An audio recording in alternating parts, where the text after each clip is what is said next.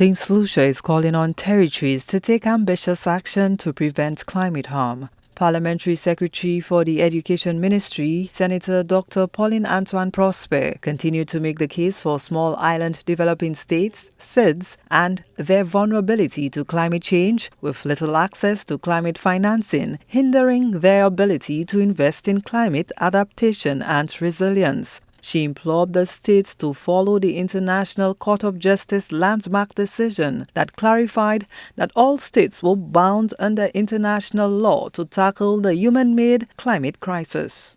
In February 2025, we became the first Caribbean country to submit our third nationally determined contribution. Our government has also established a sovereign wealth fund to provide financial support in its adaptation and mitigation efforts. Saint Lucia chose to lead, not because it is easy, but because survival leaves us no alternative. This year's advisory opinion of the International Court of Justice has brought long-awaited moral clarity to our global struggle. For Saint Lucia and our fellow SIDS, it affirms that the climate crisis is a question of justice, not charity, of obligation, not discretion. We therefore call on all parties to treat the ICJ opinion as a mandate for action, a guide for embedding accountability, urgency, and fairness in every decision of this conference and every future COP.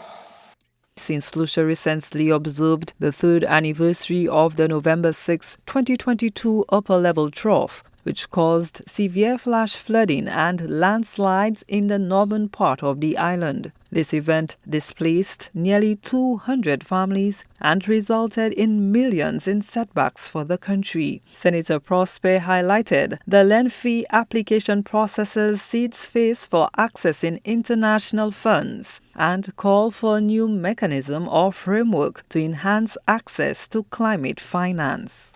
We urgently need new climate finance architecture, one that delivers grant-based, highly concessional, and predictable funding. The Loss and Damage Fund, though operational, remains grossly underfunded.